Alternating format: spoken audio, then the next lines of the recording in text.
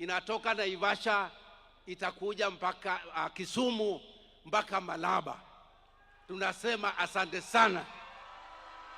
Na hii SGR inapitia hapa kwetu Vihiga, Luanda Town. Tunasema asante. Lakini Rais, nimeulizwa na hawa watu wangu wa Vihiga na leadership wa Vihiga kwamba Luanda tuwe na station ya SGR.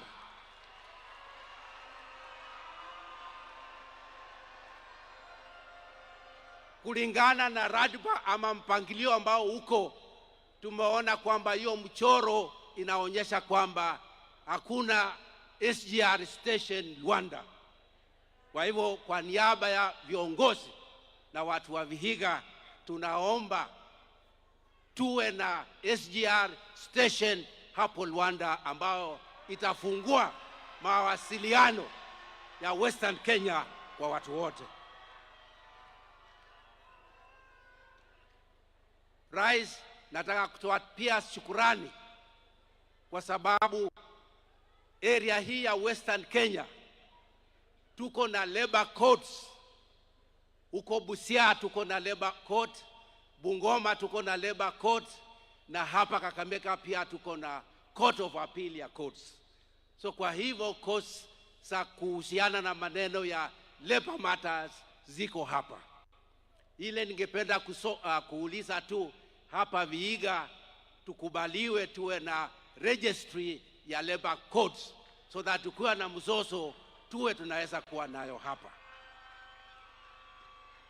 Mwisho, Rais, tuko kwa hii shule ya Chavakale High School. Hii ni shule ya kitambo sana na ni one of the most important high schools in the country as a national school. Hii shule vile ukiangalia Rais, unaona mijengo yake ni ya zamani. Na wakati huu tuko na over 2,000 students hapa.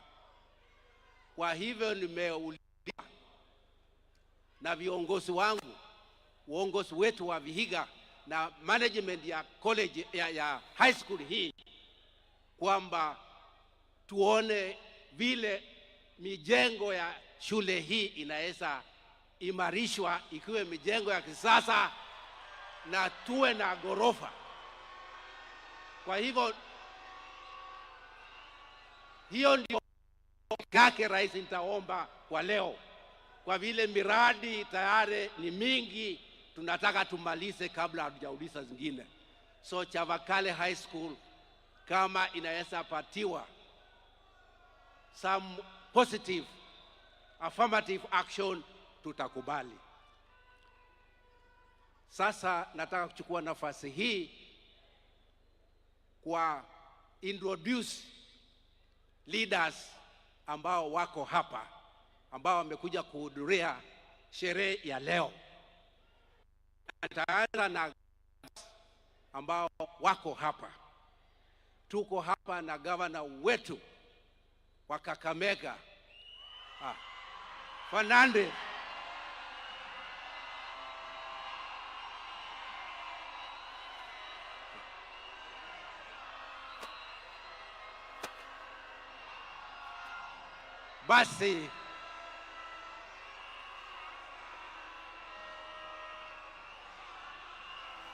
Basi gavana wa pili ambao tuko naye hapa ni gavana wa Bungoma, His Excellency Kenneth Lusaka. Kenneth Lusaka. Haya, tuko pia na my deputy governor ako hapo, Wilberforce Kitienzo.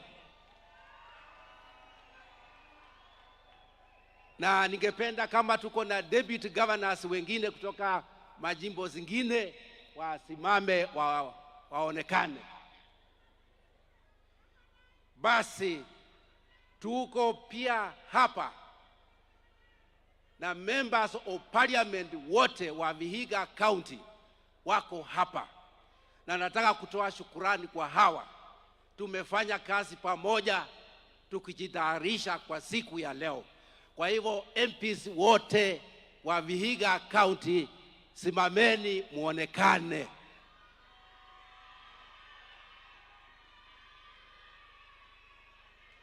Basi MPs wote wa Vihiga County wako hapa. Pia Spika wetu wa County Assembly ako hapa. Omulele, Honorable Mulele ako hapa. Pia Honorable Mulele amekuja na County Assembly yote iko hapa. Members of County Assembly, ningependa msimame muonekane. Na natoa shukurani sana kwa members of Assembly, wametusaidia sana in mobilization, na members of National Assembly. Ningependa pia kuintroduce my senior government officials of Vihiga, that is my CMs na chief officers, wote wako hapo. Simameni muonekane. Hao ndio chief officers wangu ambao tunafanya nao kazi. Pia ningependa kusimamisha elders na stakeholders kutoka Vihiga ambao tumealika wakuje kwa sherehe ya leo. So stakeholders, senior stakeholders ambao wako pande hii ambao mmealikwa, simameni muonekane. Asante. Pia ningependa kusema asante kwa wale wote ambao nyinyi mmekuja siku ya leo kwa sherehe ya leo. Kwa niaba ya viongozi wa Vihiga County, nataka kusema asanteni, asanteni sana kwa kuhudhuria sherehe ya leo. Tumeweka benchmark na nafikiria kuenda mbele.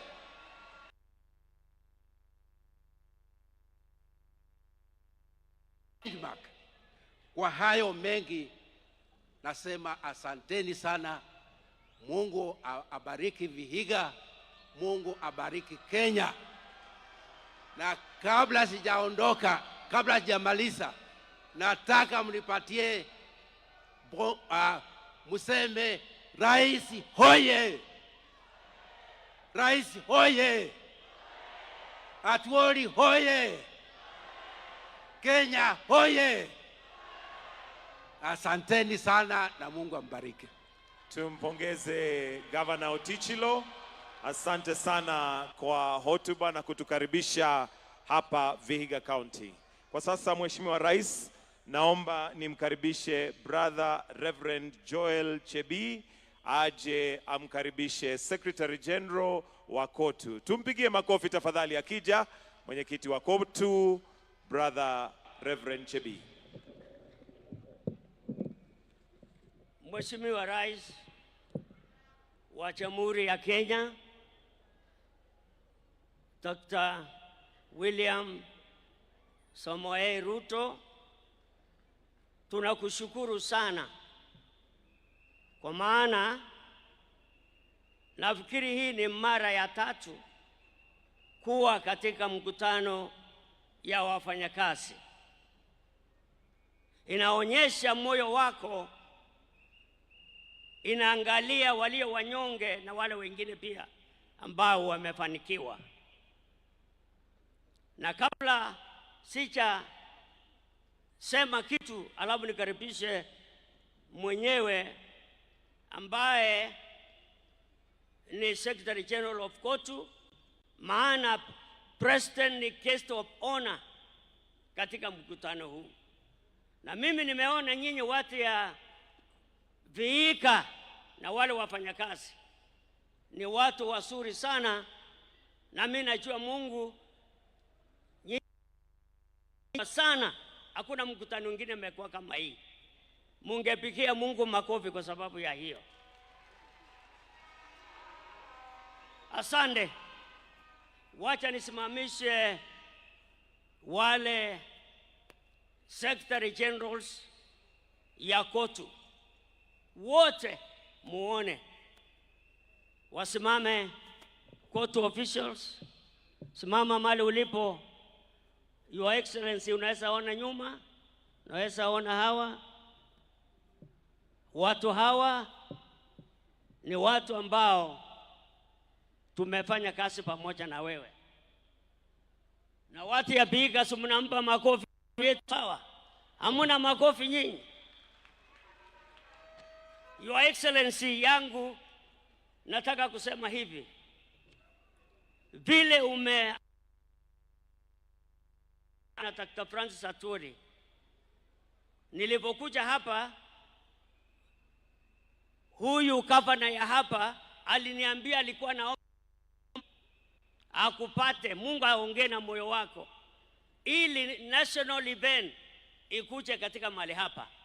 Kwa hivyo najua wewe umefanya vizuri kulete kuongea na Dr. Atwoli, tukaita board ya KOTU na tukakubaliana pamoja, ndio sababu tuko hapa. Lakini Your Excellency, apart wewe kupenda iletwe hapa, wengine wanauliza kwa nini imekuja. Sababu ya sisi kukuja hapa ni kwa sababu kwanza tunakuheshimu na tunaheshimu hii county ambaye Veteran Trade Union imetoka hapa kuliko county. For example, Your Excellency na Dr. Atwoli, Agrimenya inatoka hapa. Hii ni veteran. Joseph Mukala anatoka hapa. Huyu ni veteran ya hapa. Honorable Mwanji anatoka hapa. Brother Rajab Mondi ni veteran, anatoka hapa. Katumanga ile ya NAT anatoka hapa. Wasike Ndombi anatoka hapa. Alafu Mheshimiwa Omido anatoka hapa. Sasa kwa sababu ya hiyo heshima, Your Excellency, ndio umefanya vizuri.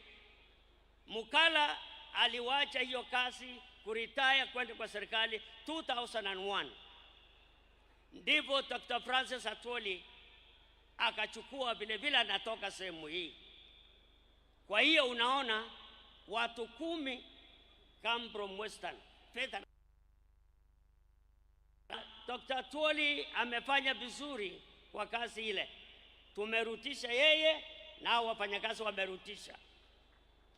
Sasa na unajua yeye si mtu rahisi. Ni mtu ambao Mungu amempa neema. Mahali yeye ako ILO, president ya watu, kila sehemu. Kwa hivyo Your Excellency, sisi tunafurahi kukaa na wewe pamoja na hii watu. Na mimi nataka tukaribishe Dr. Francis Atwoli. Kama unajua hiyo China, yeye sai from 2001, by the grace of God, is the longest serving veteran of Trade Union. Na tunashukuru Mungu kwa neema hiyo. Ningefikiri mnapiga makofi nyinyi. Yes. Sasa yeye vile vile ni mtu msito katikati yetu. Yeye ako na mtoto ya mwaka moja.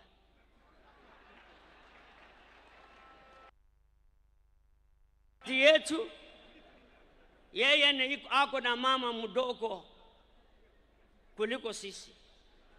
Kwa hiyo sio mtu rahisi vile unafikiria. Kwa hiyo takaribisha yeye, ni mtoto yenu, ametuchunga, amechunga wafanyakazi ya Kenya yote. Makofi kwa nyinyi ambao mnakaa hapa. So Your Excellency, hii team ni team kali. Na kwa hiyo Mungu akubariki kwa kukuja. Na jambo lingine naomba kwa unyenyekevu ni ile ya kuna kampuni inaitwa Hela ametoroka na pesa ya wafanyakazi ya mwaka yote. Ameenda ng'ambo na manyumba imefungwa na watoto waende kwa shule. Your Excellency, through Dr. Francis Atwoli, ninaomba kwa unyenyekevu tusaidie kwa sehemu hiyo. Tupige makofi kwa Dr. Francis Atwoli. Thank you, sir. God bless you. Thank you. Thank you very much, Reverend. Watu wafupi ni hatari sana. Anaenda mpaka anasema vile nilivyo, mpaka anafanya watu wote dunia mzima wanajua ya kwamba na ni kweli mimi, na ndio kwa sababu mkanirudisha kwa tamu nyingine ile mtoto wangu asikose maziwa. Your Excellency, before I go on salutation, we have Honorable Fred Omido, the veteran labor leader, and the men who fought for both Kenya and Tanzanian freedom. And before he was relieved in Tanzania to come to Kenya, his history is too long.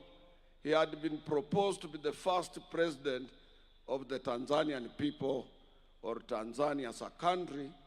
But then when they discovered he was a Kenyan, they said you need to cross the border and leave the position for the late Mwalimu Julius Nyerere. He fought alongside with so many veterans in this country to make us to be where we are today. Ningelipendelea kama Fred yuko karibu acha salamie His Excellency the President. Fred has been a veteran labor leader. Fred has been a member of parliament for Makadara. He was also a councillor in Nairobi and is a man of history. He is the only veteran still living amongst others like the late Clement Lubembe, whom Reverend didn't mention. Clement Lubembe came from this place as well. We had so many labor leaders from here. We had Otenyo, the founder member of the Kenya Railway Workers Union. He came from this place as well, and so many others. Fred was our mentor. We emulated him, and Fred, we always pray for you to be still around. He's on our pension list. Yeah, sema tu jambo.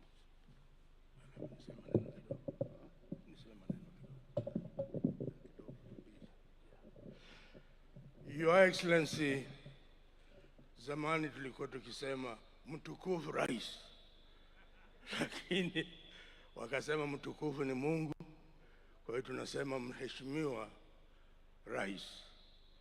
Ni furaha yangu kuwa pamoja na wewe siku hii ya leo. Chama cha wafanyakazi ni chama ambacho kilipigania uhuru katika nchi hii. Bwana Chebia ametaja watu wengine, amewacha wengine. Bwana Kibisu marehemu alikuwa pamoja na Tom Mboya. Wao ndio walianzisha chama cha wafanyakazi katika Kenya. Na wakati Jomo Kenyatta walipofungwa, Tom Mboya na Kibisu walianzisha mtindo wa kupigania kuona kwamba nchi yetu imepata uhuru. Na sehemu hii mahali tumekaa, palikuwa mzee alianzisha dini ya Friends katika nchi hii, katika sehemu hii. Marehemu nani mzee huyo anaitwa, alianzisha, hata nafikiri shamba hii ni shamba yake. Chama cha wafanyakazi kimefanya kazi kubwa, na Atwoli, mimi na fikiri alikuwa Juma Boy, sijui Dennis Akumu, alikuwa Juma Boy. Atwoli akiwa shop steward katika posta, alikuwa anafanya kazi kwa posta, na akawa shop steward mzuri sana sana, na matajiri wakaona huyo anawasumbua, wanataka kumtupa Wajir. Hakuna posta, ni agency katika ofisi ya DC, na tukaona huyu ni kijana mzuri, anatetea wafanyakazi kwa kazi nzuri, na lazima tumchukue sasa, tumlete katika kotu badala ya kwenda kupoteza wakati. Na Juma Boy tukaleta Atwoli katika chama cha wafanyakazi kotu, akaanza kama mfanyakazi wa chini kotu, na ameendelea. Amerika ndio walikuwa marafiki zetu, chama cha wafanyakazi wa Amerika, na kulikuwa na mzee mmoja huko alikuwa anaitwa George Mini, mzee sana, na wafanya kazi wa Amerika walimshika wakazingatia. Uchaguzi ukifanya walikuwa nasema kiti ya George Mini mbali, ingine ifanyiwe uchaguzi, lakini hii hapana. Atwoli amefika mahali hapo.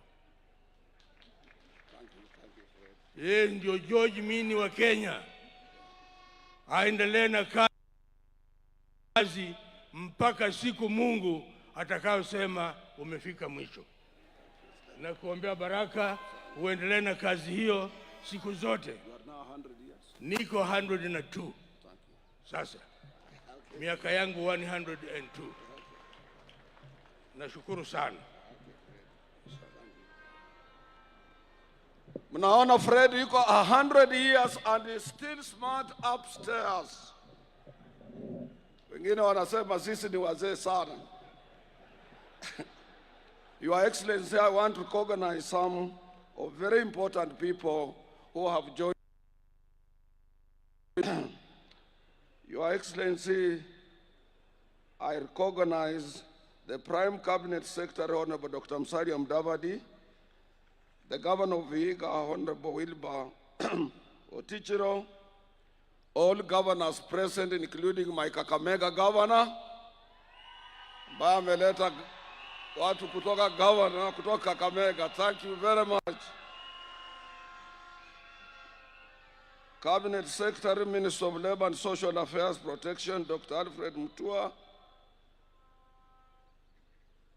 Your Excellency, you are Speaker of the National Assembly, Honorable Moses Wetangula, Baba Aroma, all other cabinet secretaries present here, our Honorable Minister, able hard-working Minister for Public Service, Honorable Ruku, all principal secretary from all departments, including my own principal secretary from the Ministry of Labor, two of them who are here with us, the principal judge of Employment Labor Relations Court, Justice Monica Mbaru, and other judges of Employment and Labor Relations Court present. We have the managing trustee, a very hard-working managing trustee of National Social Security Fund, Brother David Koros. We have the chair of the National Industrial Training, Brother Den Nur Ali. The Social Health Authority, where I sit on the board as well. The CEO is represented by Dr. Ibrahim Matende, who is here with us, and also chair, I think, of Kenya Medical Association, if I'm not wrong. Other guests who are here with us, our members of Court Executive Board, Court Leadership, our affiliates. Excellency, I take this opportunity to thank you for honoring our invitation to be the chief guest during these 61st Labor Day celebrations under the theme, Kenya Workers Support the Northern Link, Accelerating Trade Through the Rironi-Malaba Highway Transformation. Your Excellency, this is a very special Labor Day in our year calendar, because for the first time since 1965, we have, through your support, your request, and also the invitation from the Vihiga County to be conducted outside Nairobi since the formation of COTU in 1960. Equally, let me take this opportunity, Your Excellency, to thank you in person and your government for the moment support that you exhibited logistically to make sure we are here in Vihiga today. I want, on the same vein, to thank the entire government team for the wonderful support and by providing all technical assistance that we required. Our history has been briefly narrated by Fred Omido. It's a long history, Your Excellency. Sometimes employers get mistaken thinking that Labor Day also includes employers. The history of labor movement is long, Your Excellency, because it dates back from 1st of May in 1886 in Haymarket at Chicago massacre, where thousands and thousands of workers were clobbered when they were striking, demanding an 8-hour working. And then the employers could not understand them. They asked police, and they used whatever available missile, and so many workers died on that day, and this prompted Paris meeting of labor leaders on 4th of June, on 14th of June in 1989, to declare this day a Workers' International Labor Day. Here in Kenya, our founding father, Mzee Jomo Kenyatta, in 1963, he made a declaration. And in that declaration, it did really vividly mention that he is accepting that Kenyan workers should join other international workers on International Labor Day to celebrate this day as a Workers' Day in the Republic of Kenya. Doesn't mention employers. Employers can come on our invitation and so on. And I want to thank Kenyan employers who have given us moment support. Your Excellency, we have been renewing our collective bargaining agreements time and again through the support of our employers in the Republic of Kenya in order to improve terms and conditions of service of our members. And we would like those positive employers to continue cooperating with us for the purposes of putting some mechanism in place to jointly spur economic growth of our country and make sure that we create more employment for our young men and women who are leaving institutions of high learning on daily basis. Your Excellency, as stated earlier, the theme of this year's Labor Day seeks to recognize and appreciate you for your commitment towards enhancing the infrastructure growth of this country and specifically areas that were traditionally marginalized.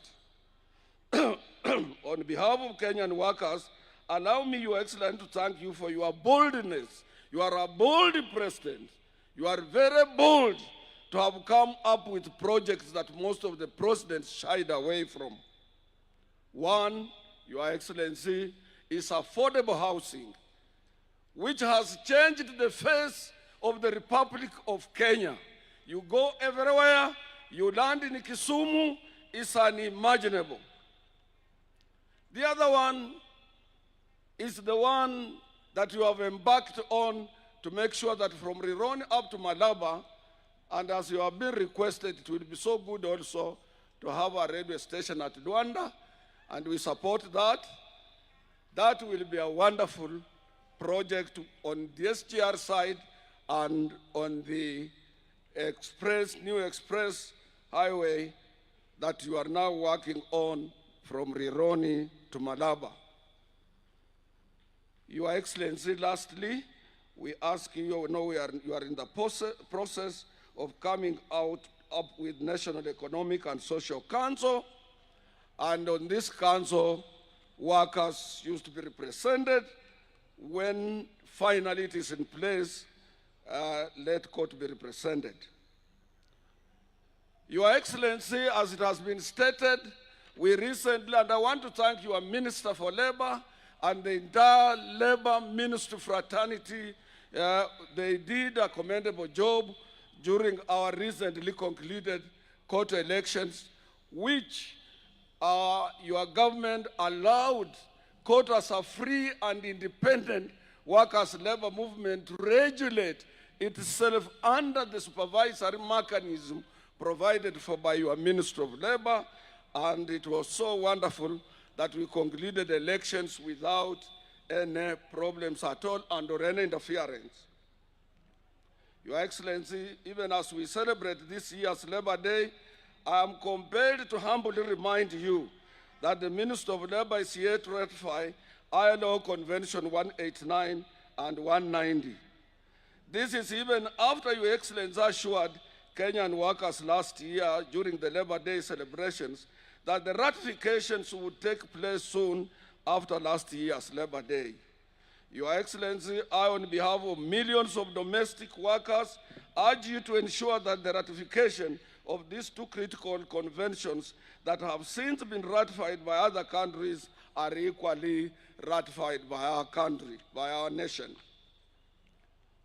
Your Excellency, the problem on the labor market today globally is outsourcing. Outsourcing is not bad, but Kenyan outsourced companies have a feeling that those employees under their ambits must be exploited. The Minister of Labor, he promised, has got to come out with a policy on outsourcing in this country, as it has been recommended by the International Labour Organization that any outsourced staff and is on your premises must enjoy terms and conditions of service as per the prevailing collective bargaining agreement of that particular industry. Your Excellency, we wish to implore to you more than ensure that all relevant government agencies ensure that outsourced companies also pay statutory deductions, hawalipi kodi, hawalipi kitu chochote. This is a big avoidance of making sure that Kenya government collects revenue from them. Your Excellency, we happen in our midst to have the managing trustee of NSSF. Let me take this opportunity to thank you for the vision and leadership that you have exhibited towards making the National Social Security Fund a leading pension scheme in Africa that is responsive not only in eradicating old age poverty, but also meeting the infrastructure demands. Your Excellency, I used to admire Tanzania and NSSF because it came up with several government projects, including putting up parliament in Dodoma, police stations everywhere in Tanzania, and also in the area of energy, and the latest President Nelson Mandela, University of Technology in Arusha, and now I think that is where our current NSSF is heading. Your Excellency, in 2024 and 2025, the NSSF has recorded double-digit returns of 11% and 17%, making it one of the best well-managed workers' funds in the region. We kindly ask you to allow more workers and employers representatives to sit on the board. Say, for example, workers should provide 4 instead of 2, and employers should provide 4 instead of 2, so that we assist the CEO and his team to efficiently manage this workers' fund. Your Excellency, we wish to draw your attention to the growing challenges facing Kenyan workers within the EPZ under the Export Processing Zone Authority, where we are witnessing the emergence of companies not honoring freely negotiated collective bargaining agreements. Briefly, Your Excellency, let me touch on Social Health Authority. We have heard a lot of noises and so on, more so coming from our institutions and workers and other interested organizations. When we carried out research, Your Excellency, we found that you meant very well when you established the Social Health Authority. But as a member of that board, I can tell you for free that the problem that SHA is facing is internal. Otherwise, SHA has done a commendable job. And also, the problem is of mixing two acts, one for Digital Health Authority and which is independent, with that one of SHA, two independent acts of parliament, away from the one that established SHA. As I'm talking to you, Your Excellency, SHA does not administer the information communication system under Taifa Care platform, which is supposed to monitor the entire expenditure of SHA, and also if SHA is given full administrative of that particular platform, other than this being worked out by the DHA, that will be the end of conflicts between the insured organizations and service providers. You can look at that. Meanwhile, those are administrative issues. I have talked to the minister concerned, and I think if they are looked into that, SHA have a platform, controls the information and monitors the expenditure, both income and expenditure of contributions, which about 90% comes from workers, there will be no more problems. Your Excellency, I have said about affordable housing, and I don't want to repeat, and I want to thank you very much. I want also to go further than that. You allowed us workers to apply to be apportioned, and you reduced the deposit from 10% to 5% for workers. Let these workers be part as owners, because they are contributors of this beautiful, magnificent, affordable houses throughout the Republic. Your Excellency, I don't want to labor too much on that. That's a subject we have discussed with you and you are aware. Your Excellency, as Kenyan workers, we are deeply appreciative of the move by your government also to build, as I've said, an SGR. But we want to appeal to you. We have a young man elected by railway workers called Eric Tirop. He wants to renew the CBA, which is stalled since 2014. And that will energize workers in that sector and have an opportunity to enjoy terms and conditions of service like any other workers. You have done very well in sugar reforms, and I want to thank you for that. And the General Secretary was here, Brother Wangara. You have done a good job in sugar reforms and all those factories around. The only problem is that some have reduced workers' salaries by 40% against the ILO Convention on Wages and Protection, and also on issues related to equal work of equal value. And that one I know you will advise accordingly, and you will allow the union concerned to sit with the management and work out on that. Lastly, second last, Your Excellency, I don't want to belabor too much, because most of the things are things you know very well. We as workers, we are very much concerned about the ongoing political rallies in this republic, as if elections are there next week. We urge the IEBC to put a stop to this menace and ask Kenyans to wait until IEBC releases the campaign calendar for our next year's elections. What we are trying to do now, inciting Kenyans telling Kenyans things that are not really. This means that, Your Excellency, even if elections will be carried out, and whoever wins fairly with this polarization might cause a problem into our country if you can't put this on a stop. In any country where we have political turmoil or strife, it is workers, women, and children who suffer because they can't fly out. These self-proclaimed leaders of the opposition, they will run away. You will not see them here. And they must be tamed by law. And this is the work of IEBC and our government to make sure that since we are not in an electioneering period, you are busy developing this country. You are busy everywhere inspecting government projects, and some people are trying to mar the good work that you are doing. I am passionate about this request, Your Excellency, because if anything happens, it is us. When this ship sinks, it will sink with everybody. Your Excellency, on behalf of my colleagues, let me thank you for providing some mechanism to spur economic growth of our country.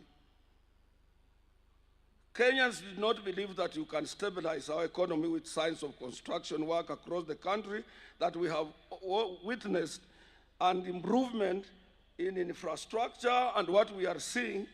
They didn't. Kenyans could not believe that you could lower down the prices of fertilizer. While inflation remains low at 4.40%, the consumer price index in the country has risen to 150.0 points. I want to come to that one later because that will be the last thing. I've already little bit touched on the economic performance of our nation, steered by yourself. You are the patron, you are custodian of economic growth and economic performance, economic protection, and economic changes that we are witnessing. Vandu befe mulembe byenye okhwikhala asia neshichire ndingo kandakhabola kana makhuwa kabakholi bemirimo shikali kariyo shichire ndingo khande ndo musakhulu we area ino ndyenye babolere ko batieri abemirisi benyu bali imberi ino khandi isaina abandu bashirebanga injire nakhulonde khuyirehale muuliranga khuli nende abandu ababofu bashirebanga nikhutsiehe ndyenye khubabora wamunyala okhutililila nuwo murundu kulia abana befu aba banyala khurechera amarechero kabwe omurundu kulia nomwana womurundu uno shalehale tawe norulano nobiraka busabeti nuule uwe khunyala khutsia shirokho bukula omurundu kokhuruka eshialo shino khumulonda khuwo mulaba siru mulaba shanzi sana.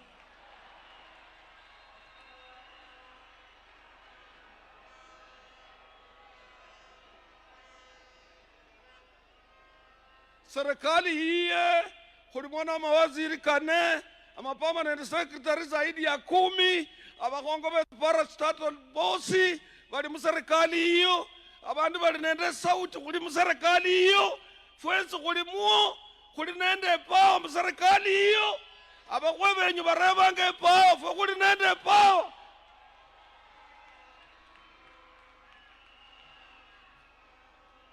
Manyego two term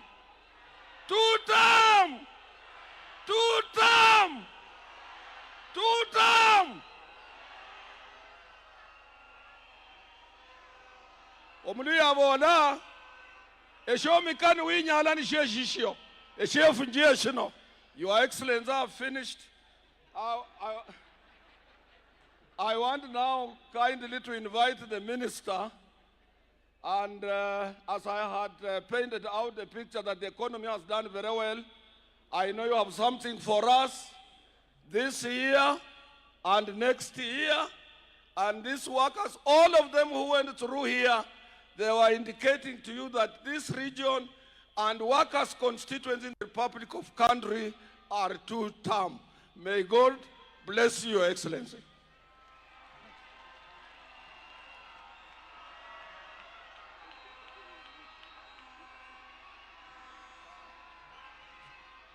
Your Excellency, I'm being reminded by my able personal assistant and technical technician on economy that if you gave us 23% minimum wage increase, your government will be stable. At one time, President Kibaki gave us 22% minimum wage increase, 18%, 14%, and things went on well. I know your hand is bigger than that one. May God bless you.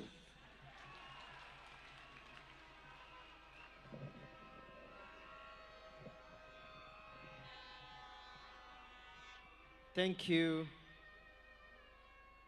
Mheshimiwa Atwoli, for warming the crowd for us.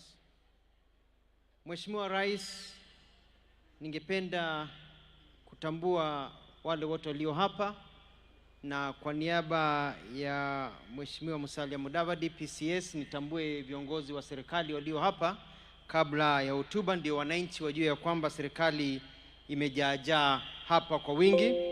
Penda kumtambua Speaker Mheshimiwa Francis Masika Wetangula, Papa wa Roma aliye hapa. Cabinet Secretaries wenzangu, Wycliffe Ambetsa Oparanya, Deborah Mlongo Barasa, Geoffrey Kiringa Ruku, Public Service, Head of Public Service Felix Kiptarus Koskei, yuko hapa. Makatibu tofauti wakiongozwa na Shadrack Mwadime wa Leba, Joseph Mutari wa Special Protection, Dr. Raymond Omolo wa Interior, Susan Mangeni SME, Aurelia Rono Parliamentary Affairs, Regina Ombani wa Trade, Dr. Beatrice Inyangala wa Higher Education, Hari Kimtai of Mining, Professor Abdulrazak Shaukat, Research, Idris Dokota, yuko hapa, wa Cabinet Affairs, Jane Imbunya, Public Service, Dr. Auma Oluga wa Health, tuko pia na Director of Public Prosecutions, Renson Igonga, yuko hapa. Na viongozi tofauti pia. I'd like to recognize the President of the Labor and Employment Court, Labor Justice Monica Mbaru, and justices who are here. Your Excellency, mine is a very short speech. Life is about progress, a desire to wake up in the morning and go and make a living and live a decent life. Ability to have hope and to look forward and tell everybody about around you that mbele iko sawa. Your Excellency, when I was growing up, there was a poem I memorized called The Desiderata. And there's a line that says, enjoy your achievements as well as your plans. Keep interested in your own career. However humble, it is a real possession in the changing fortunes of life. Life, Your Excellency, is about progress. And I'm very pleased to be working for this government, your government, because we have seen progress. Wachana na wivu, wachana na porojo, wachana na story nyingi. Ukweli ni kwamba mgala muwe lakini haki yake mpe. There's been a lot of progress, and especially in the labor sector. Let me give figures, because figures don't lie, Your Excellency. Currently, the public service has employed 1.895 million people. You've created 1.895 million jobs. The public sector, for example, we've employed over 128,000 teachers. The county governments have employed close to 60,000 people. The housing sector has employed 640,442 people. Kazi Maju has created 583,868 jobs as per yesterday. The digital jobs have created 316,806 jobs. You saw the CAVs passing here, 107,831. We have more in the Nyota program, etc., etc. In the public sector, the SME sector has generated 2.1 million jobs. The hotel sector and restaurant sector, 1.5 million jobs. Manufacturing has created 443,000 jobs. Transport and communication, 75,000 jobs. Construction, 50,000 jobs, and more. I'm not even mentioning the BPOs. If you add the figures that I've mentioned, Your Excellency, we are talking about over 6.2 million jobs created by your government. Kweli mbele iko sawa. Congratulations, Your Excellency. And I bet when the Bureau of Statistics, Your Excellency, compiles all the figures, looking at the effect of the Nyota program, the Hustler Fund and others, you'll find that clearly we'll be talking about double digits in our country. Your Excellency, we thank you also. We have the recognition of prior learning, whereby people are given an opportunity to turn their skills into certificates to be able to get jobs. And soon we'll be giving 5,000 certificates. Kazi Majuu recruitment, we are about to restart now that there's peace in the Middle East. And next Wednesday, the 6th, will start in Mombasa, at NITA Mombasa next Wednesday. And we'll have very many jobs where people will not have to pay a cent. There'll be other jobs where we have a bit of little money here and there, 60,000, 70,000 for a ticket, 80,000. But I'm looking for majority of jobs where you just walk in with a passport. If you're hired, you're able to be taken overseas without paying a shilling. Your Excellency, we have really improved in terms of progress in the strikes. This last year, we've had less strikes than have been for a long time. And this is because of this process we started of saying, let us talk first before you go to the streets. And so my PS has been working very hard, Mwadime, together with Helen Apio, the Labor Commissioner, and they have been giving me names and numbers to call all these leaders to tell them, let's sit down, don't go on strike. I want to thank Atwoli, Mheshimiwa Francis Atwoli, and the employers for agreeing to that new formula of let's talk first before we go on strike. And I want to assure Mheshimiwa Atwoli that the issue of EPZ is one that I'm well versed on, and we are dealing with it, and we'll be able to finish it. Your Excellency, mbele iko sawa kabisa. In terms of BPOs, they are growing, and the issue of outsourcing, there's a team of COTU, FKE, and team from my office that is working on the regulations, and we should have them out in 45 days. New rules of operation, we are calling them, of how outsourcing should work so that there's equal pay for equal work. I'm proud to announce, Your Excellency, that with the reforms undertaken in NSSF, now from the day you retire, if you put your papers in and you've retired today, within 7 days, you'll get your first payment. And we are moving so that next year, it is within 24 hours, you'll get your payment. Before, people used to retire and die waiting for their pension. So you'll be able to get your pension immediately. Kweli mbele iko sawa. Your Excellency, 720 billion in NSF, we are pushing now to 1 trillion. And Mheshimiwa Atwoli has mentioned very well. I also want to recognize and thank the Labor and Employment Court for very progressive rulings that are based in current realities. They have made it very well. And lastly, Excellency, I want to finish also by reminding our young people of that final stanza of the Desiderata that says, you are a child of the universe, no less than the trees and the stars. You have a right to be here. And whether or not it is clear to you, no doubt the universe is unfolding as it should. Therefore, be at peace with God, whoever you conceive him to be. And whatever your labors and aspirations in the changing fortunes of life, keep peace with your soul. Because with all its charm and drudgery, it is still a beautiful world. Be happy. Strive to be happy. Why? Because there is clear progress in this country. There is clear movement. Na kweli mbele iko sawa. And now, Your Excellency, Prime Cabinet Secretary Wycliffe Musalia Mudavadi.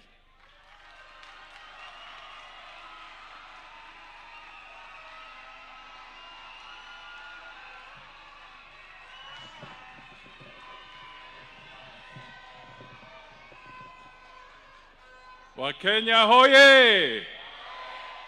Wakenya hoye! Wafanyikazi hoye! Mheshimiwa Rais William Ruto hoye! Katibu Mkuu Secretary General Atwoli hoye!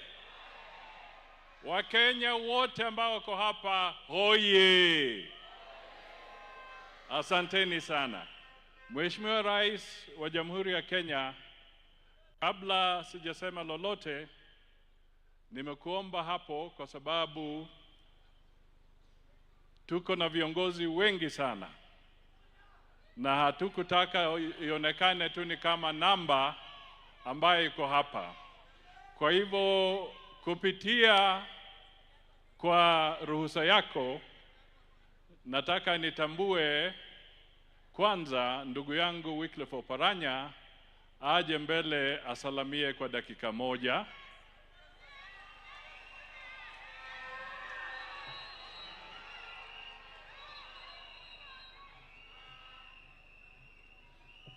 Mheshimiwa Rais wa Jamhuri ya Kenya na wenzangu ambao wako hapa siku ya leo, Wakenya oye! Waluya oye! Wafanyakazi oye!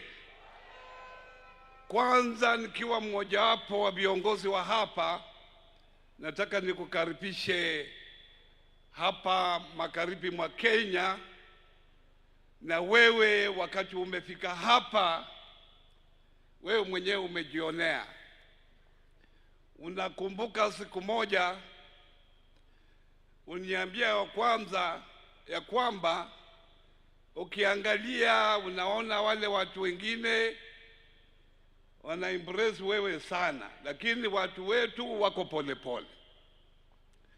Lakini wewe mwenyewe umeona siku ya leo vile watu wa region hii wana impress wewe na uongozi wako. Na hiyo kwa sababu yale ambayo umefanya wakati wewe umekuwa rais wa Jamhuri ya Kenya.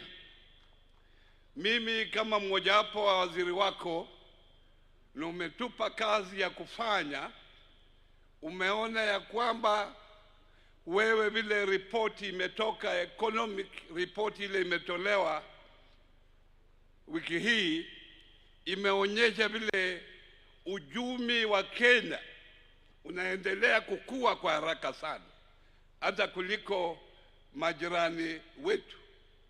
You have stabilized the economy of this country. The shilling against the dollar is now stabilized for the last 3 years. Inflation umesikia iko chini 4.4% tangu tupate uhuru. I think that is the lowest inflation rate we have had. We can assure you as a community we are with you and we will continue to be with you 2027. Hapa ni 2 term. Hiyo ndio tunachikia. Rais Ruto oye! Rais Ruto oye! Arambe! Arambe! William Ruto! Asante sana ndugu Wycliffe Oparanya. Sasa nataka nimwalike Spika wa Bunge Mheshimiwa Moses Masika Wetangula.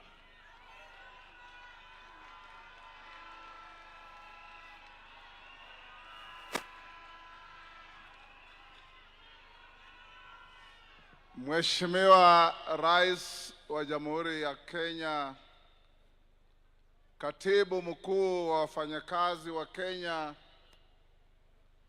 waheshimiwa viongozi walioko hapa siku ya leo, na waheshimiwa wafanyakazi wa jamhuri yetu.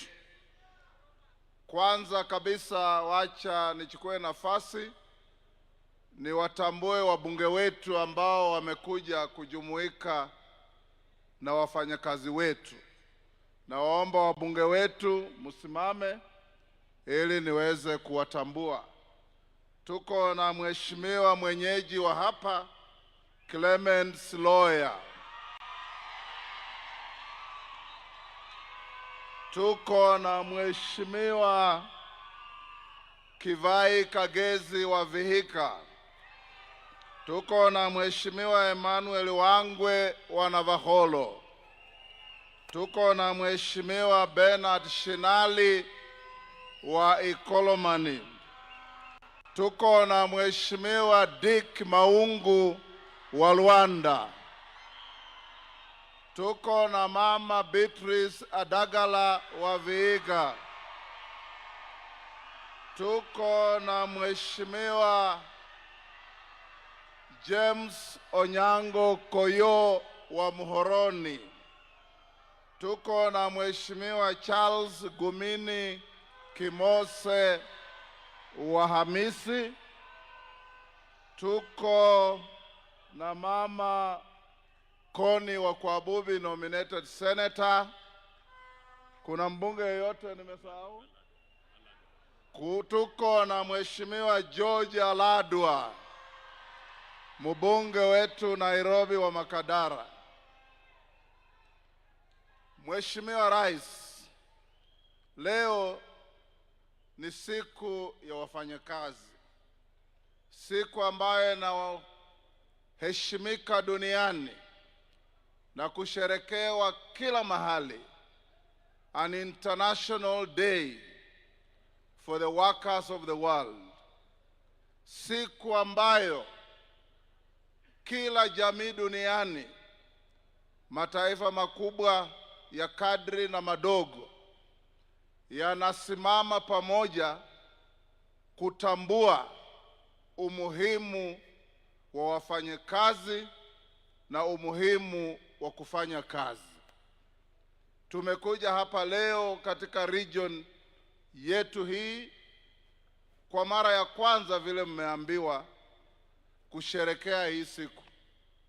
Tunashukuru sana serikali yako kwa kuleta mashinani hizi sherehe ili wananchi waweze kufeel the warmth and the importance of government and its structures. Leo hii na washukuru wafanyakazi. Tukiambiwa Kenya sasa ndiyo the third largest economy in sub-Saharan Africa, it is because of you, the workers of Kenya. You are the ones who toil and moil in the rain and in the sun to turn the wheels of our economy, to make Kenya what it is. Kwa hivyo leo tukiwa hapa ni kuwatolea kofia wafanyakazi wetu na kuwapa heko. Ndugu yetu Atuoli, tangu tujuane nikiwa wakili wako ukiwa kule Posta, umestahimili, umetembea na jasho la kubeba wafanyakazi wa Kenya wawe kwa kiwango ambacho kinatakikana nchini na kimataifa. Tunakushukuru sana kama mzee wetu wa hapa kwa ile heshima unaendelea kupewa na wenzako wafanyakazi kwa kukuchagua mara kwa mara. Hata juzi tu umepewa nafasi nyingine. A good labor force is so critical to any country that all of us must recognize, must respect, must appreciate, and above all, must embrace you as the people who make things work in this country. Hongera sana, Mungu awabariki, na tusherekee siku ya wafanyakazi tukijua nyinyi ndio mnafanya nchi yetu inakuwa nchi ya kuheshimika. Murio mno. Haya, sasa kwa sababu siku ni wafanyakazi na pia siku ni ya Mheshimiwa Rais, nataka sasa mimi niseme yangu mawili, alafu nimwalike Rais wa Jamhuri ya Kenya atuhutubie. Kwanza kabisa nataka nichukue fursa hii kushukuru ndugu Atwoli na timu yake ya KOTU na wafanyikazi wote wa kitaifa ambao wamejenga uchumi wa taifa letu. Bila wafanyikazi hatuwezi pata ushuru. Bila wafanyikazi taifa haliwezi kujengwa. Bila wafanyikazi hatuwezi kuwa na amani katika taifa letu. Kwa hivyo tunatoa heko kwa movement hii kubwa ya KOTU na wafanyikazi wote for keeping Kenya's flag flying high. Jambo la pili, nataka tu niseme kwamba Mheshimiwa Rais, a stable labor force is very, very important. Tukiwa na taifa ambalo liko na a lot of labor instability, conflict within the labor movement, then it will be difficult to achieve economic growth. Mr. Secretary General and your team, we must commend you for keeping the labor force in Kenya stable and focused.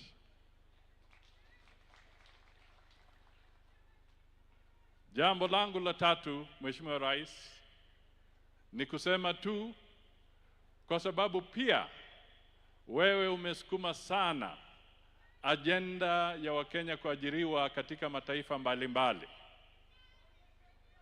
Kwa diaspora, nataka nihimize kwa siku hii kubwa ya workers katika ulimwengu kwamba the good effort, tumepata matatizo kwa diaspora hapa na pale.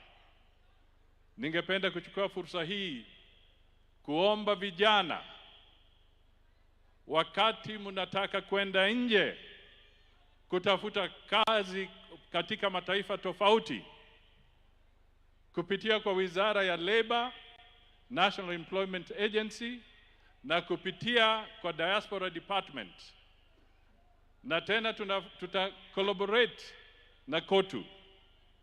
We want you to go and work in a safe environment, in a peaceful environment, and earn with your security guaranteed. Tumepoteza vijana wetu katika mataifa tofauti, wengine wakisema wanadanganywa, wanaenda kule, alafu wanaingizwa kwa vita ambavyo hawajui, wanaingizwa kwa shida ambayo hawajui. Tafadhali use the government institutions so that we can help you to ensure that you go to a safe working environment ikiwa unaenda kufanya kazi katika diaspora, katika taifa nyingine. Tumepoteza vijana kule Russia, na pia tunapoteza wengine wakienda kule Myanmar, ile wanaita Golden Triangle, alafu wanaenda kule na wanakuwa na shida kubwa. Tunawaomba, tunawasihi, work with the government institutions. Finally, Your Excellency, Mheshimiwa Atwoli alizungumza hapa Kiluya. Mulisikia? Mwako hula? Muhuri mwako hula? Atwoli, mimi sitaongea Kiluya sasa, mimi nitaongea kwa Kiswahili. Mimi nataka niseme hivi. Niliwaonyesha na tukawaonyesha barabara kwa uchaguzi uliopita. Tukasema kwamba tuungane na Mheshimiwa William Ruto, atapata tikiti ya Wakenya. Niliposema hivyo, watu walifikiri ni mchezo. Yeye ndio rais wa Jamhuri ya Kenya. Na mimi nataka nirudie kwa ndugu na dada ambao mnanisikiza katika eneo hii barabara ni hiyo hiyo. 2027 ni William Samoei Ruto.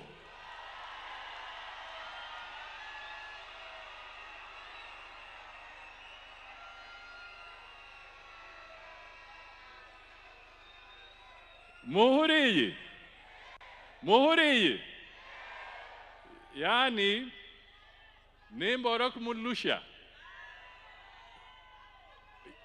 Yesu yari nabakonyi bebe 12. Mulla vamuranga Timothy. Yani kari nibambola mangana abora ndi nyangumiri mumbara. Mumbula kuhenze kubiri kuba Timotheo iburusha dawe nukuchereba bandi banyagurazi mbiru baza kwingira mbuya ngubura na kuratanga kurila mmoji. So I am urging you, let us not have any doubt whatsoever. For me, I am sure it is 2 term. I want us to be sure it is 2 term. Is it 2 term? Is it 2 term? So, kile sasa nataka tuzungumuzie is not the aspect of 2 term. It is now the margin of that 2 term. What is going to be the margin of the 2 term? Hatutaki 2 term ambaye mtu ataenda kwa petition. Tunataka 2 term ambaye itapitia kwa debe, voted by the people with a resounding majority, ili tuende mbele kama Kenya. And I know we can do it. Na watu wa eneo hii, I urge you, when I look at the figures ya wale ambao wamejiandikisha kwa hii voter registration, as you speak 2 term, the truth is tulienda slow kwa mambo ya voter registration. Wakati IBC itakuja kwa round ambayo inakuja, we must now increase our numbers so that we speak even louder and more effectively. Mumburiyi.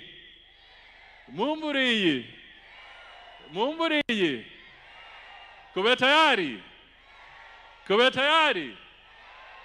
Haya, rombi mikono. Tusimame.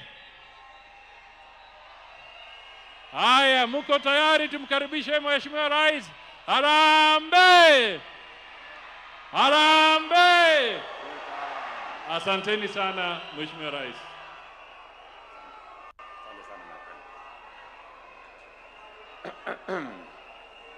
Haya, tafadhali tunaweza keti chini.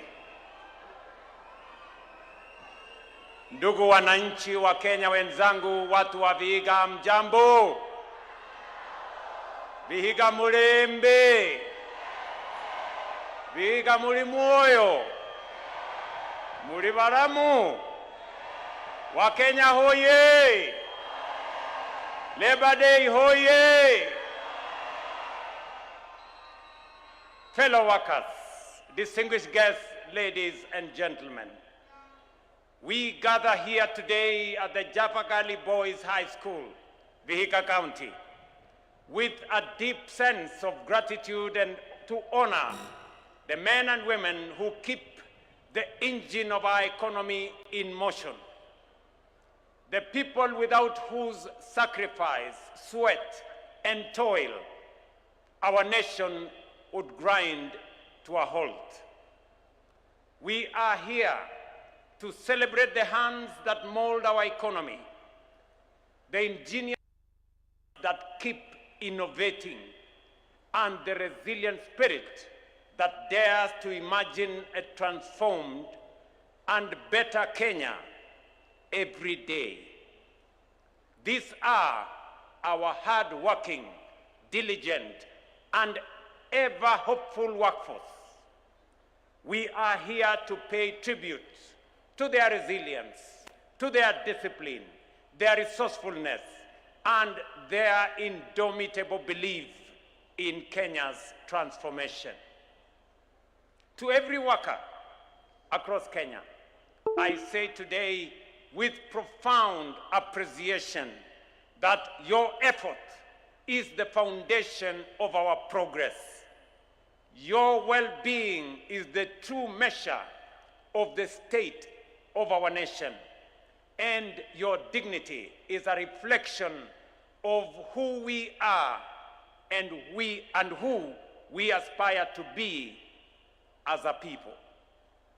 Fellow workers and citizens, today is equally a historic moment.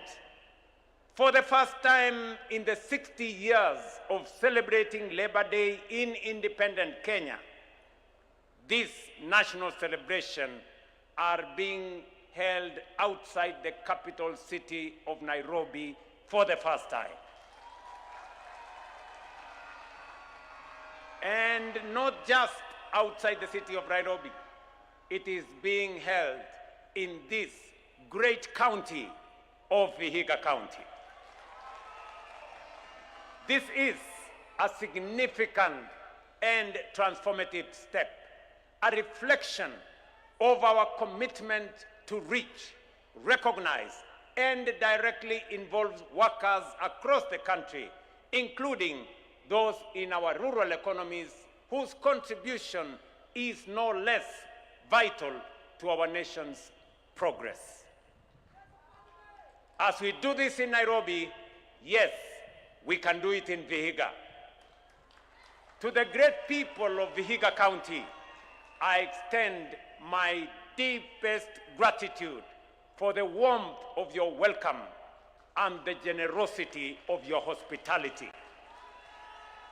Ladies and gentlemen, from a historical perspective, Labor Day did not begin as a celebration the way we have it here today, but as a struggle for the dignity of workers, for fair working conditions, and for just remuneration.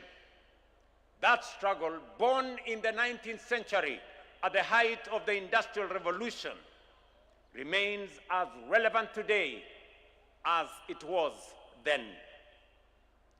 Yet in our time, we are faced with an equally pressing challenge: the urgent task of creating meaningful employment opportunities for our people, especially our young people. Each year, no fewer than 800,000 Kenyans enter the labor market, while the formal sector is only able to absorb just about 150,000. From the very outset, this administration has pursued a deliberate and decisive three-pronged strategy to expand opportunities for all: kazi kwa ground, kazi mitandaoni, and kazi majuu. In all that we do, in every policy we advance, and in every program we implement, one objective remains constant: to unlock opportunity, to empower our people, and to ensure that every Kenyan has a fair chance to work, earn, and fulfill their potential.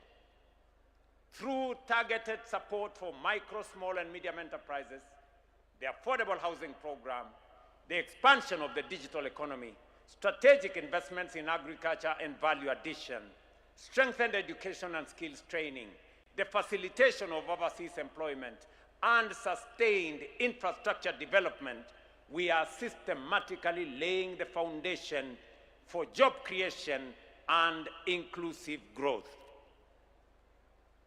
Ladies and gentlemen, inclusive growth and opportunity are anchored in the strength of our economy. The true measure of resilience is not found in a single statistic, but in the soundness of its fundamentals and the confidence it inspires. By every meaningful indicator, Kenya's economy is steady, robust, and resilient. Our GDP growth has held firm above 4.6%, even in the face of global uncertainty and internal disruption. Inflation has been between 2.8% and 5.6% in this April, remains within the acceptable levels, particularly in the context of prevailing global pressures, while our foreign exchange reserves, standing at US dollars 13.3 billion, provide close to 6 months of import cover, safeguarding our macroeconomic stability. The Kenya shilling has stabilized at Kenya shillings 129 to the dollar for over 2.5 years, reflecting renewed market confidence in our country. At the same time, key indicators from agriculture and construction to financial services continue to drive broad-based expansion, ensuring that growth is not only sustained but shared.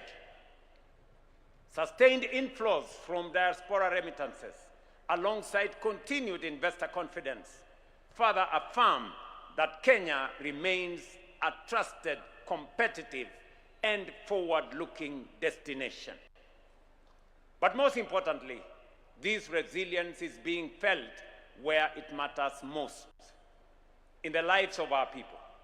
Across the country, jobs are being created in their thousands, a clear testament to the capacity of our economy to absorb labor and expand opportunity. It is for this reason that I commend the Central Organization of Trade Union for the choice of this year's Labor Day theme, and I quote, "We support the Northern Link, accelerating trade through the Rironi-Malaba highway transformation," end of quote. The theme reflects a clear alignment with the government's strategic focus on infrastructure as a key driver of economic transformation, regional integration, and job creation. The Rironi-Mau Summit Road is not merely transforming infrastructure. It is reshaping livelihoods.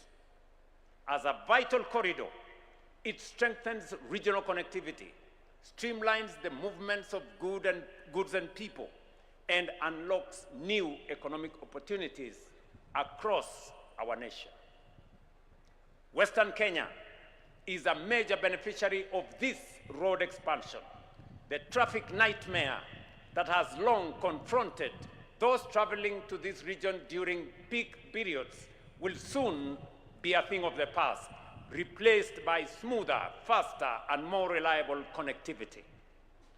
This will happen as soon as next year.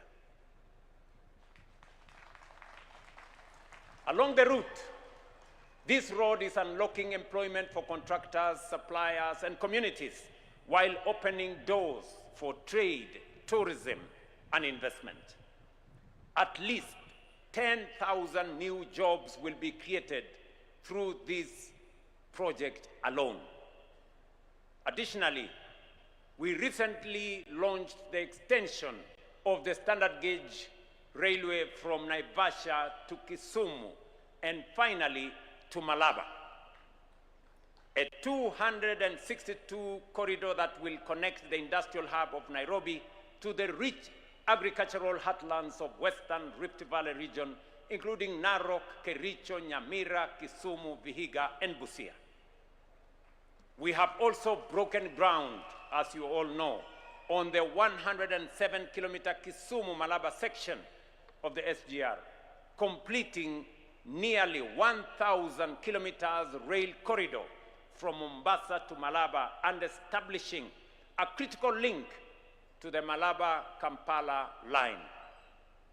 Along this corridor, from Mombasa to Malaba, we will establish the development of industrial parks, logistics hubs, and commercial centers.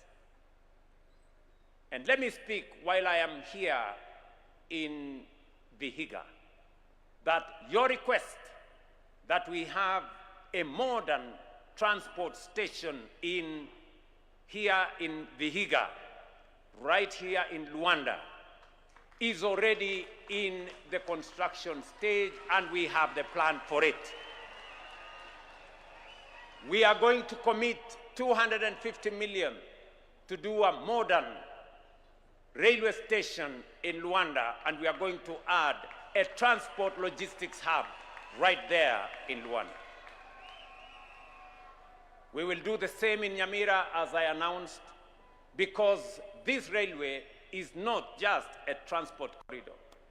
It is an economic raising hub. The expansion of the Rironi-Mau Summit Road, which will ultimately extend to Malaba border, together with the onward extension of the SGR to Malaba, represents a new generation of future-shaping infrastructure. These are not just transport projects. They are strategic national investments designed to unlock the full economic potential of our regions and connect Kenya more deeply to the East African corridor. Na wacha niseme, ndugu zangu, watu wa hapa Vihiga na Western Kenya, mradi wa SGR, mradi wa barabara ya kutoka Nairobi mpaka Malaba, mumesikia awamu ya kwanza itafika Mau Summit. Nataka niwaeleze ya kwamba kufikia mwisho wa mwaka huu pia tutakuwa tumeanza kandarasi ya kutoa hiyo barabara kutoka Mau Summit, iteremuke ikuje Eldoret, ikuje hapa Kakamega, iteremuke mpaka ifike Malaba. Njia nyingine itapitia Kericho iende Kisumu. Mimi nimesikia viongozi wengine wakisema ya kwamba hizi barabara infrastructure hazina maana. Mimi nashangaa sana. Wale wanatuambia hizi barabara hazina maana ni watu wanaishi na sisi hapa. Wakati barabara na reli zilikuwa zinajengwa siende mahali kwengine, hawakuzungumza. Leo wanatuambia hizi barabara hazina maana, reli hazina maana. Sijui wanataka kitu gani ni ya maana kwao. Ndio mimi nasema kuna watu wako na upungufu ya akili. Let me tell you, good people, this infrastructure we are building, their greatest impact will be felt in the lives of ordinary Kenyans. These projects will generate jobs, stimulate enterprise, and attract investment along the corridor, ranging from logistics and manufacturing to trade and services. They will create new centers of growth, expand incomes, and lay the foundation for shared prosperity. Fellow citizens, another key pillar of our transformation and transformative infrastructure agenda is housing. Through the Affordable Housing Program, we are not simply building homes. We are reshaping the face of urban development across our nation and turning the dream of home ownership into a living reality for thousands of Kenyan workers.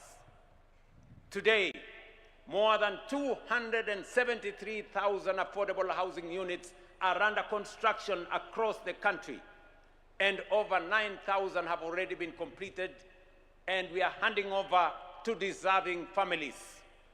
I was right here in Vihiga a month ago to hand over the first 200 units of completed housing units right here in Vihiga.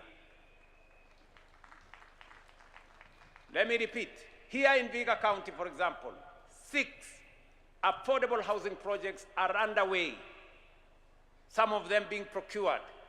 We are going to deliver 3,720 housing units, an investment of 7.5 billion shillings as phase 1. At the same time, student accommodation projects, both ongoing and in the pipeline, will provide 4,540 bed spaces, backed by a further investment of 1.9 billion shillings right here in Vihiga. Meanwhile, as was said by our good governor, 10 markets are under construction. With another 6 more markets, Governor, we have another 6 more markets that we are procuring so that we will end up with 16 markets right here in Vihiga County. This will deliver 3,470 market stalls currently under construction, an additional 600 in the pipeline, supported by an investment of 1.5 billion for ongoing works and 475 million shillings for planned and procured works. Taken together, the government's cumulative investment in Vihiga in housing and market infrastructure alone now exceeds 15 billion Kenya shillings. This scale of investment and opportunity is unfolding in each of our 47 counties. Never in the history of our nation has every corner of Kenya witnessed such breadth and depth of development. Critically, this progress is being driven not by unsustainable borrowing, but by the resources generated through the hard work, enterprise, and sacrifice of patriotic Kenyan workers. That is why, ladies and gentlemen, I salute you, all the Kenyan workers. It is your effort, your productivity, and your belief in this country that is financing and delivering this transformation. And on this Labor Day, I say thank you to every Kenyan worker for not only believing in our country, but for actively building it, sustaining it, and shaping its future. But beyond the walls we raise and the roofs we build lies an even greater story, the story of work, the story of dignity, and the story of opportunity. The Affordable Housing Program has already created more than 640,000 jobs, and we are firmly on course to reach our target of 1 million jobs under this transformative national project. Our young people are at the heart of this progress, with nearly half of all the workers on these sites under the age of 35. Women hold up to 30% of these jobs, while persons living with disability account for 5% of the workforce, which is well above industry norms and a clear testament of our commitment to inclusion. Importantly, up to 60% of the workforce on each site comes from the host county, ensuring that opportunity is not imported, but grown locally so that wages circulate within communities, businesses thrive, and development is truly felt at the grassroots by the people. The transformation we are witnessing in the housing sector is not occurring in isolation. It reflects a broader, deliberate shift taking place across every sector of our country. Today, right here in Japakali, I was here a month ago to start the 370 million market in Mbale. I want to announce that next month we will be coming to launch the construction of another 300 million shilling market right here in Chapakali. As part of the transformation of our nation. It is the same transformation we see in the education sector, where in just 3 years, we have hired and recruited over 120,000 teachers, and we are delivering 23,000 new classrooms, and 1,600 new laboratories are being built, particularly in underserved and rural areas. At the same time, we have introduced a student-centered funding model that places resources where they belong truly, with the learners. I am sure, the Secretary General of KUPPET is right here. I am sure Mr. Oyu from Kenya National Union of Teachers is right here. And they can confirm that the huge shortage of teachers that was there in 2022, we have done something about it. The gap that existed in teacher numbers, we have hired 120,000 teachers, the single largest recruitment of teachers in Kenya in 3 years by any administration. That is a fact. It is the same recalibration that is underway in agriculture, where we have established a verified digital register of our 7.2 million farmers. By doing so, we have eliminated middlemen and dismantled cartels, ensuring that farmers directly benefit from government support and intervention, including access to subsidized fertilizer, boosting productivity, strengthening food security, and restoring fairness to the farming communities. It is the same spirit of transformation driving the MSME sector. Through targeted initiatives such as Nyota, we have brought over 121,000 young entrepreneurs into the structured business pipeline, equipping them not just to seek employment, but to create it. And some 800,000 Kenyans who were previously locked out of the mainstream financial system have now rebuilt their credit profiles and can access higher microloans of up to 150,000 Kenya shillings through the bridge facility under the Hustler Fund, opening the door to opportunity, enterprise, and financial inclusion. I say this without fear of any contradiction. 3 years ago, Mumias was in trouble. Sony was closed. Chemelil was in financial distress. Muhoroni was closed. Today, as I speak to you here, all those factories are working. The farmers who used to wait for 1 year, 6 months to be paid for their cane, today they are paid weekly. The workers who used to wait for government to come and sort out their salaries, today they are paid by factories. We have removed middlemen, we have driven out cartels, and we have made sure that farming puts money in farmers' pockets. I say it is the same transformation we see in the overseas employment program, where through coordinated leadership, deliberate policy, and strong global partnerships, we are opening structured, safe, and dignified pathways for Kenyan workers to access opportunities abroad. Supported by a global labor market strategy, bilateral labor agreements with key international partners, and flagship initiatives such as Mkulima Maju, Muhandisi Maju, Dereva Maju, Muuguzi Maju, and Mwalimu Maju, over 583,000 Kenyans have already secured employment beyond our borders, with their rights protected and their futures expanded.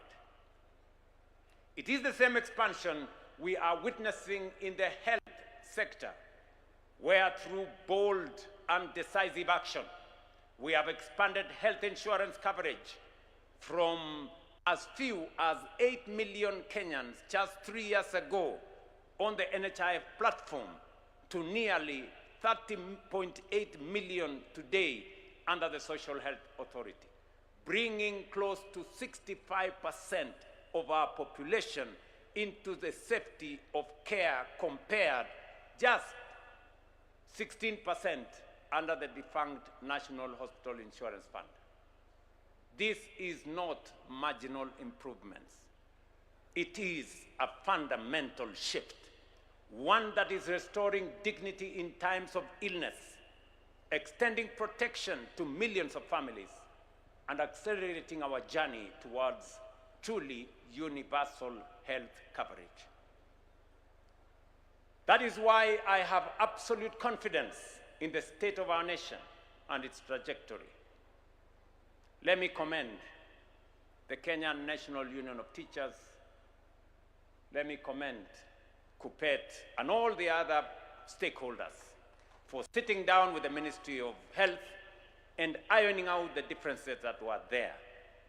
I want to assure you, as I did assure teachers when they came to see me, and I do so with all other public servants, that different from the scheme that you had initially, where teachers were only entitled to 900 hospitals under SHA, we are making teachers to seek, we are giving opportunity for teachers to seek treatment, not in 900 hospitals, but in 9,000 hospitals across Kenya.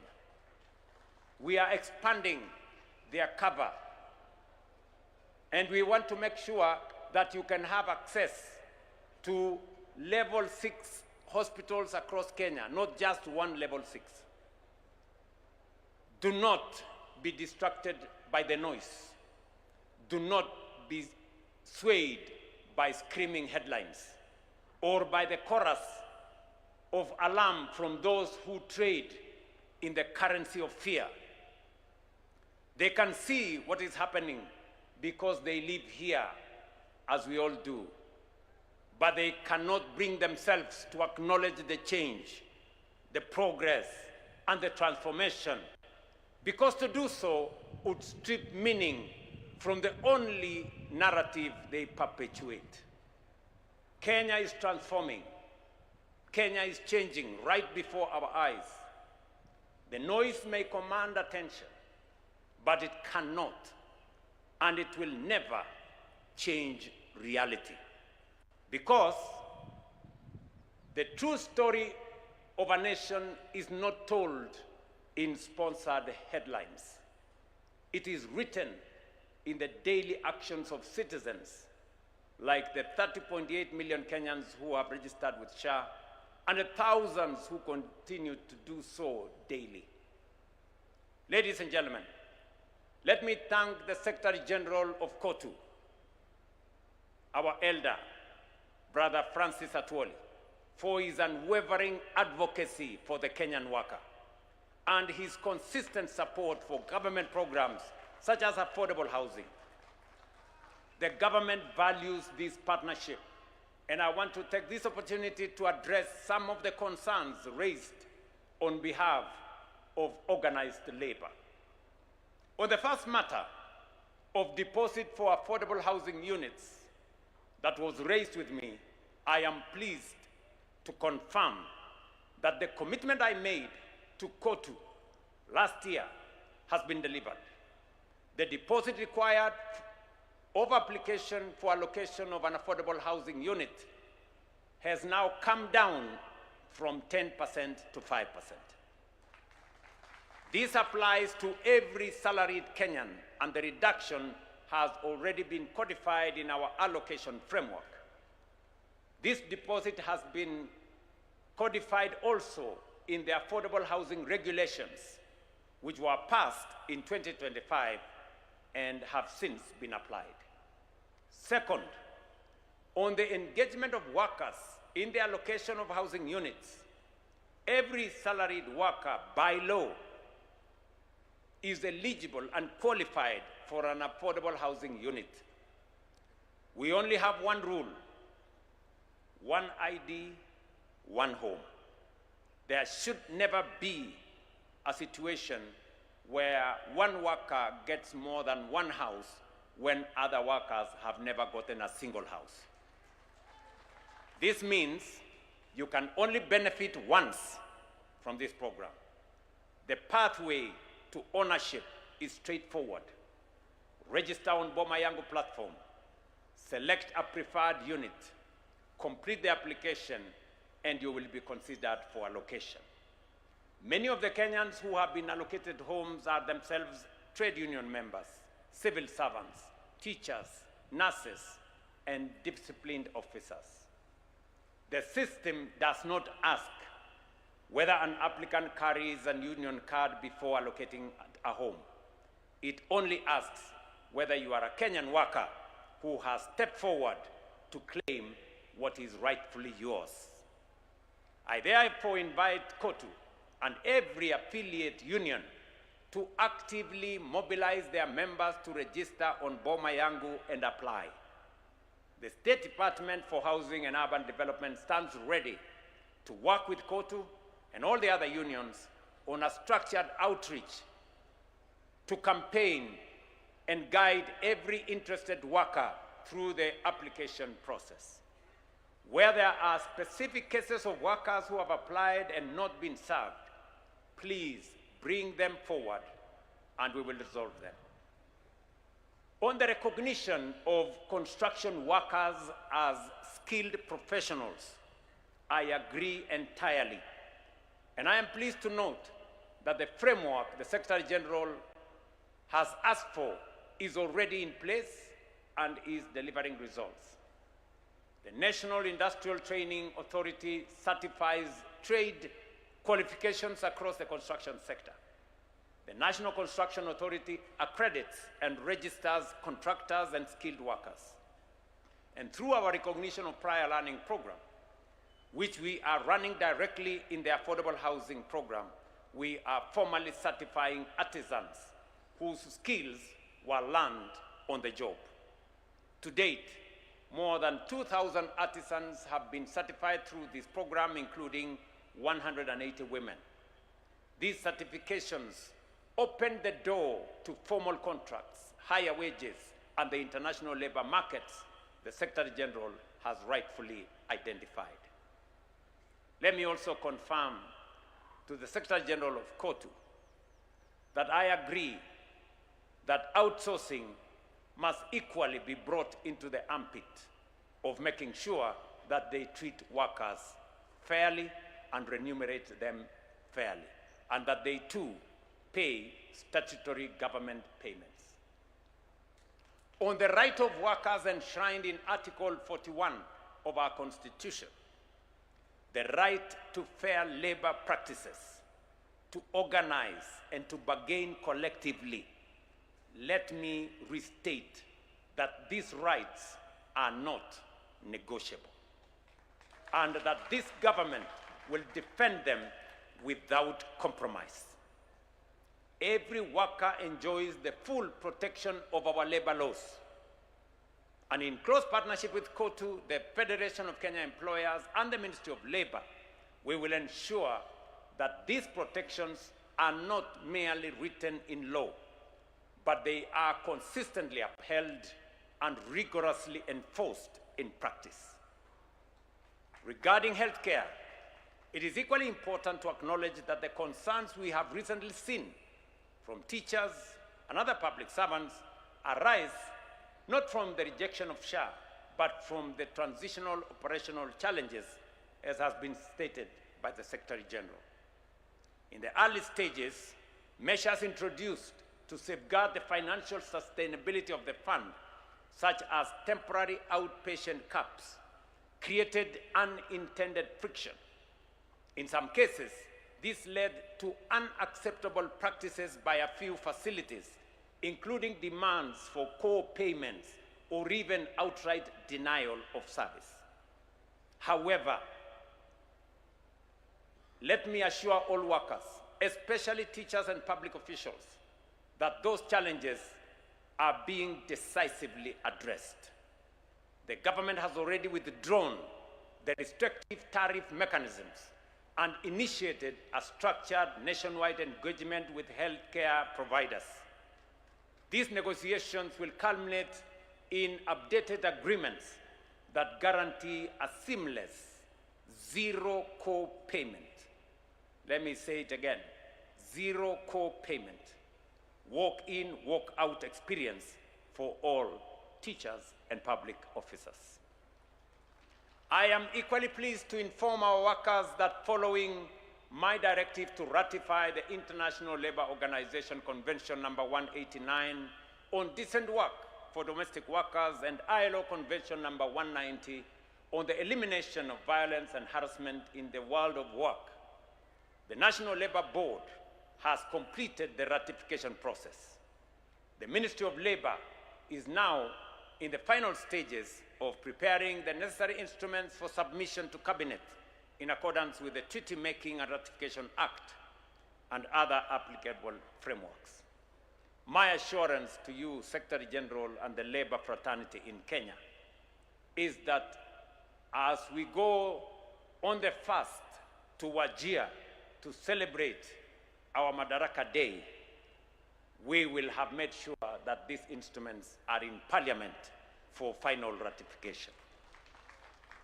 Finally, in recognition of the sacrifice, resilience, and immense contribution of our workers to the growth and stability of our economy, and with the request that has been made by Brother Atuoli and the Labour fraternity, I am going to make some announcements on the increase. But before I make those announcements, wacha nichukue nafasi hii kwa ndugu wananchi wa hapa Vihiga, niseme asanteni sana kwa kutukaribisha Vihiga. Asanteni sana kwa kutukaribisha Western Kenya. Mimi nilikuwa hapa mwezi moja iliyopita. Tuko na miradi tofauti ambayo yanaendelea hapa Vihiga. Tuko na miradi tofauti yanayoendelea hapa katika Western Kenya. Barabara zenu zinaendelea hapa, na mimi nataka niwahakikishie hapa Vihiga nilikuja kupatiana nyumba za affordable housing hapa Majengo. Mimi nitarudi hapa kuanzisha nyumba zingine 1000 hapa Vihiga, hapa Majengo.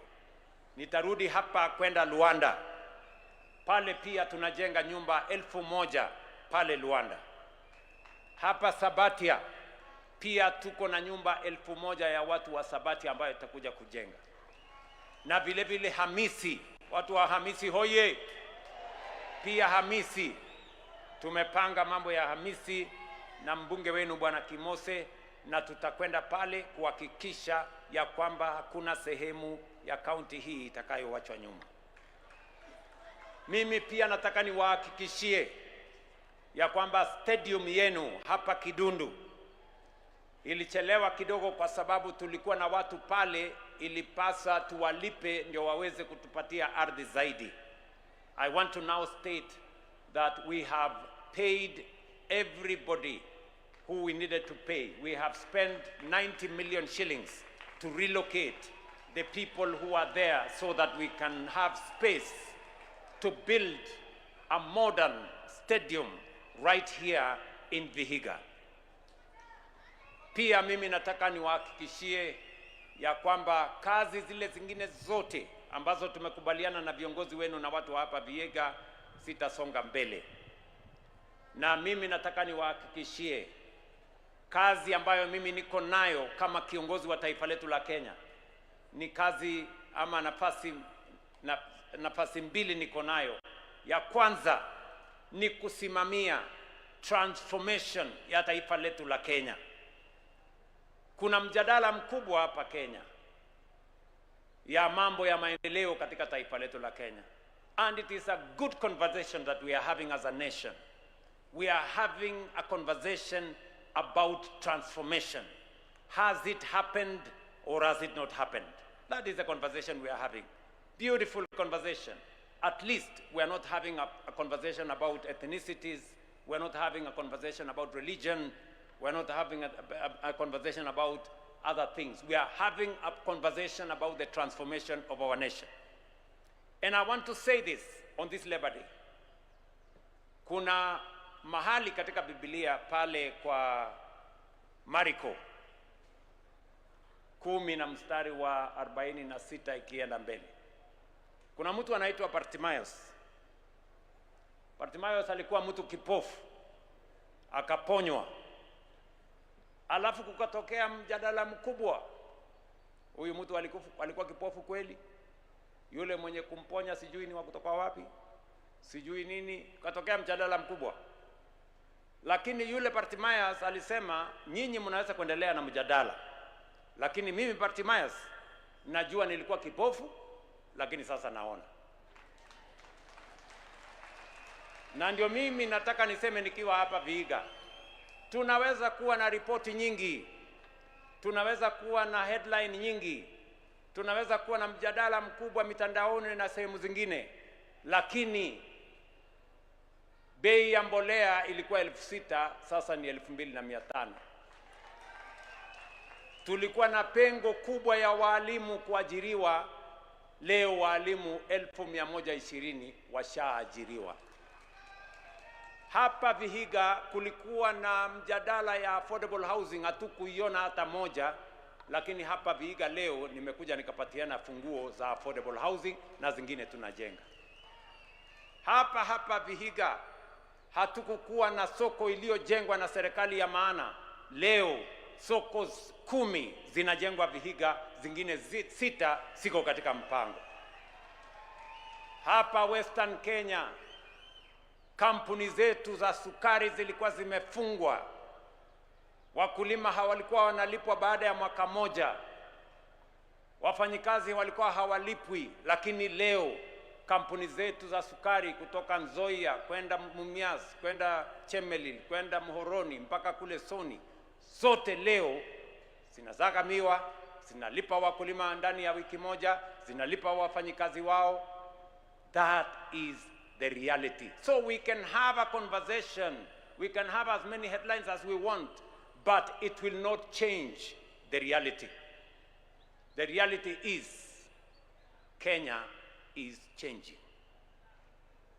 Tuko pamoja ama tuko pamoja bwana? Si ndio? Vile Bartimaeus alisema nilikuwa kipofu lakini sasa ninaona, we can point to real stuff that has changed in Kenya. SGR ilikuwa imekwama kule Naivasha. Barabara ya Mau Summit ilikuwa imekwama for 15 years. Today it is being built usiku na mchana. Hata wengine kwa sababu ya kuwa vipofu zaidi wakasema ile barabara ya Rironi hata wheelbarrow hakuna pale, hakuna kitu inaendelea. Tutawaibisha na tutawashangaza, kwa sababu kufikia April next year tutakuwa tunatumia hiyo barabarani tukija huku Western Kenya. That is the transformation that is happening in our nation. And there is no amount of reports, there is no amount of writing sponsored headlines that is going to change the reality. And I am determined, working with all the leaders in the Republic of Kenya, to change our nation. This nation had delayed for far too long. The transformation of our nation has taken too long. We shouldn't have been here. We should have been in a better place if we have had the courage to make the decisions that will transform our nation. I want to tell the people of Kenya, whatever it takes, whatever the price, I will make the decisions that will change Kenya, because Kenya deserves it. We will be a first world country in our lifetime. Tunaelewana ndugu zangu? Jambo la pili mimi niko naye ya kutimiza ni kuunganisha taifa letu la Kenya. Tumefanya siasa ya migawanyiko kwa muda mrefu. Siasa na ukabila imetusumbua muda mrefu. Ubaguzi imekita mizizi katika taifa letu. Mimi nasema nikiwa Vihiga, it is our mission, it is our divine mission to make sure that we bring all the people of Kenya into one place. Yaani katika taifa letu la Kenya, siasa ya ukabila, siasa ya chuki, siasa ya migawanyiko, mirengo imetusumbua kama taifa. Waswahili wanatuambia umoja ni nguvu, kutengana ni udhaifu. Na ndio mimi nawaeleza ndugu zangu watu wa Vihiga, Western Kenya na Kenya mzima, ya kwamba nitafanya bidii mbele na nyuma, kulia na kushoto, juu na chini, na Mungu atatusaidia tuunganishe taifa letu la Kenya. Vile nilitengeneza serikali ya broad based kuunganisha wa Kenya, kulete pande zote za Kenya pamoja. Mimi nawahakikishia siasa ya ubaguzi na chuki na migawanyiko haitaendelea tena katika taifa letu la Kenya. It is our defined mission, fellow leaders, that we work together ndio tuunde serikali 2027 ya kuunganisha Wakenya wote. Tuondoe ukabila, tuondoe chuki, tuondoe migawanyiko, tuondoe ubaguzi. Kenya tuiunganishe, tusonge mbele tukiwa pamoja. Vihiga hoye! Western Kenya hoye! Kenya hoye! I am pleased to announce a 12% increase in general wages and a 15% increase in agricultural wages. To all Kenyan workers, happy Labor Day. May we continue building this nation together for this and for future generations as we strive to transform Kenya into a developed economy within our lifetime. Asanteni sana, orio muno, Nyasaye amulinde. God bless you.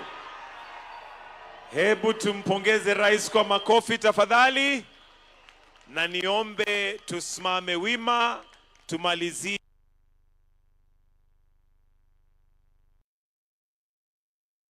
kofia ambayo sio rasmi. Naomba kwa heshima tuweze kuitoa, tumalizie kwa wimbo wa taifa.